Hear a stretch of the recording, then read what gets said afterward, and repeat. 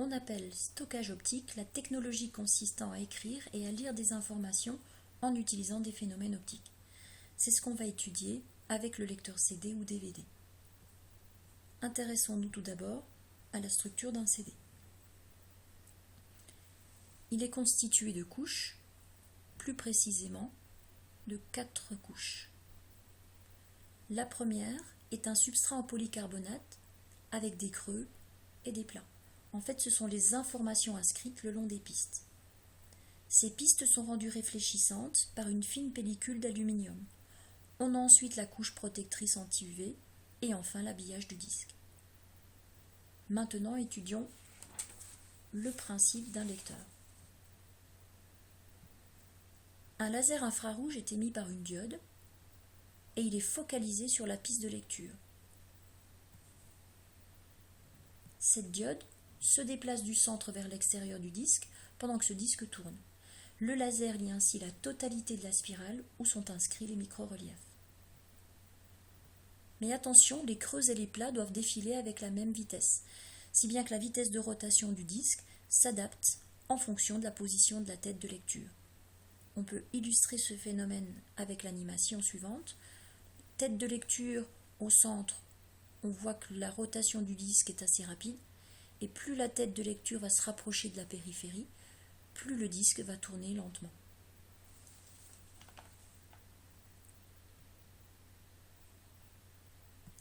Lors de la lecture, le faisceau laser traverse un miroir semi-réfléchissant et va frapper la surface du disque.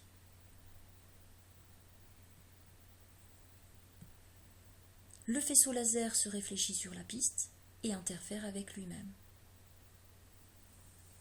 L'onde résultante est reçue par un capteur de lumière, mais elle sera différente en fait si la lumière frappe un plat ou un creux, et le codage binaire sera différent aussi. Alors comment expliquer ce phénomène ? Eh bien tout simplement lorsque la lumière frappe un plat. Les ondes arrivent en phase. Il y a donc des interférences constructives.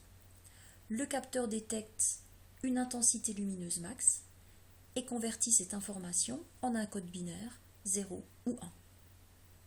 Maintenant, si la lumière frappe un creux, les ondes vont arriver en opposition de phase. Il y aura donc des interférences destructives. Le capteur de lumière va détecter une intensité lumineuse minimale, voire nulle, et va convertir cette information, cette fois-ci, avec un code binaire 1 ou 0. Tout dépend de ce qui avait été choisi avant. À noter que le faisceau subit aussi un phénomène de diffraction, du fait de la faible taille des creux et des plats.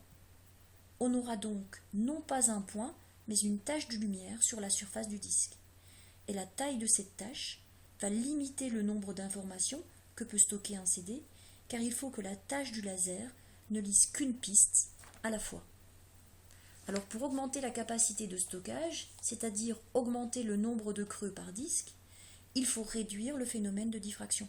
Et pour cela, on peut diminuer la longueur d'onde de la lumière du laser. C'est ainsi que sont nés les lecteurs DVD ou les lecteurs Blu-ray plus récemment.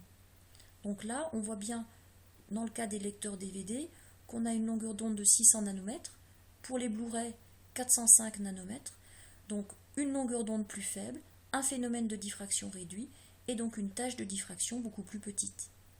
Dans ce cas-là, on va pouvoir augmenter la capacité de stockage, le nombre de pistes, et d'ailleurs, la capacité de stockage passe de 4,4 gigaoctets pour un DVD contre 23 gigaoctets pour un lecteur Blu-ray.